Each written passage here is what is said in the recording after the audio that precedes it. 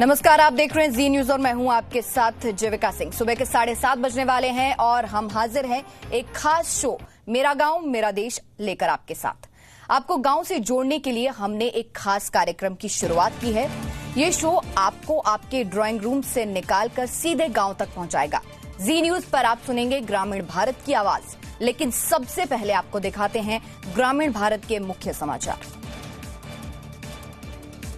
उत्तर प्रदेश के प्रयागराज के ग्रामीण इलाकों में भी टिड्डी दल पहुंच गया है। लाखों की संख्या में पहुंची टिड्डियों ने 10 से ज्यादा गांव को घेर लिया है।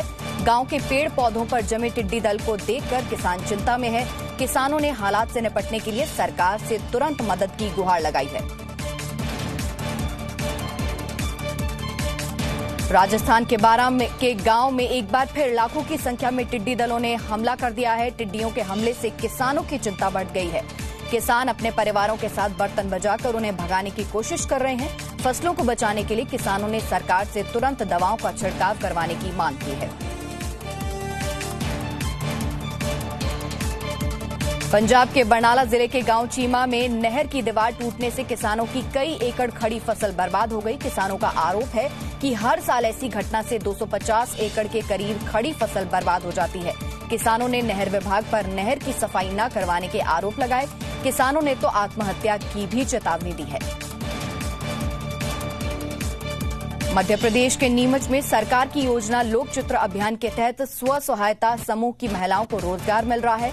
चित्रकला के जरिए लोगों को स्वच्छता के लिए जागरूक किया जा रहा है, तो वहीं इससे घर बैठे स्व सहायता समूह की महिलाओं को रोजगार भी मिल गया है। इससे महिलाएं आत्मनिर्भर हो रही हैं। इस योजना से महिलाओं को एक पेंटिंग बनाने पर 1000 रुपए मिल रहे हैं।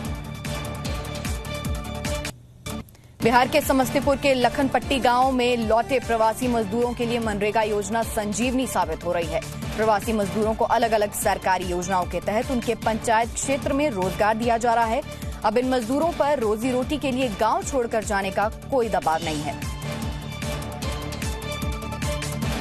उत्तर प्रदेश के ललितपुर के गांव में किसानों पर रोजी रोटी का संकट बढ़ता जा रहा है। लॉकडाउन की वजह से इन किसानों की तरबूज खरबूज की फसल या तो खेतों में सड़ रही है या फिर किसानों को घाटे का सौदा करना पड़ रहा है।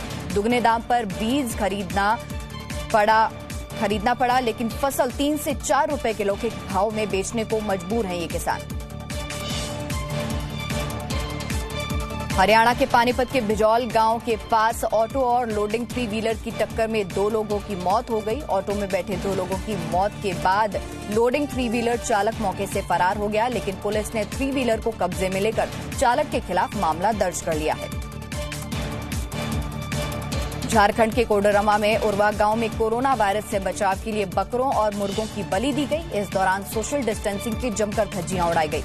कई घंटों तक सैकड़ों लोग मंदिर में जमा रहे। न किसी ने मास्क पहन रखा था और न ही किसी ने सोशल डिस्टेंसिंग का पालन किया। इस मंदिर में देश के विभिन्न प्रदेशों से आए सैकड़ों प्रवासी मजदूर भी जुटे थे। मध्य प्रदेश के रतलाम में एक ऐसे बाबा की कोरोना से मौत हो गई जो लोगों का तंत्र मंत्र से इलाज करता था। प्रशासन जांच में जुटा है। बाबा से इलाज करने वाले लोगों में 7 कोरोना पॉजिटिव आ चुके हैं, जिसके बाद रतलाम में तंत्र मंत्र से इलाज का दावा करने वाले ऐसे 37 बाबा क्वारंटीन किए गए हैं। बिहार के नालंदा में सूर्य मंदिर परिसर में एक युवक की सिर में गोली मारकर हत्या कर दी गई। हत्या की खबर इलाके में आग की तरह फैल गई। मृतक के भाई ने बताया कि वह देर शाम घर से निकला था और उसके बाद से उसका कुछ पता नहीं चला।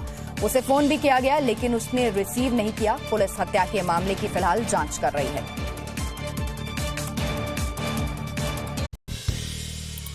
नया जी न्यूज ऐप अब बेहतर फीचर्स के साथ हिंदी अंग्रेजी के साथ साथ देश की अन्य भाषाओं में भी भारत और दुनिया की तमाम खबरों का अनूठा कलेक्शन। अपनी पसंद के मुताबिक सेट करें होम स्क्रीन पर अपने फेवरेट सेक्शन। साथ ही हमारे एडिटर्स द्वारा चुनी हुई दिन की बड़ी और खास खबरें। देखें जी न्यूज लाइव कभी भी कहीं भी। मनोरंजन और सूचना से भरपूर वीडियोस,